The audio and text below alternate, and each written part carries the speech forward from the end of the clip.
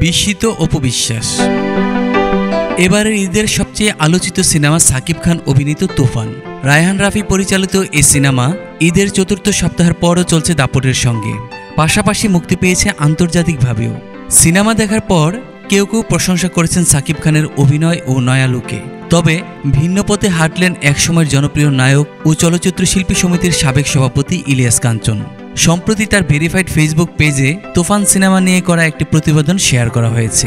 কলকাতায় বড় ধাক্কা খেল তুফান শিরোনামের একটি সংবাদ শেয়ার করেছেন তিনি। বিষয়টি সাকিব ভক্তরা ভালোভাবে নেননি। এই নিয়ে ইলিয়াস কাঞ্চনকে ঘিরে নানান প্রতিক্রিয়া ব্যক্ত করেছেন তারা। এদিকে বিষয়টি নিয়ে বিস্মিত হয়েছেন চিত্রনায়িকা অপু বিশ্বাসও। কড়া প্রতিক্রিয়া না জানিয়ে শ্রদ্ধা রেখেই ইলিয়াস কাঞ্চনের প্রতি প্রশ্ন রেখেছেন তিনি।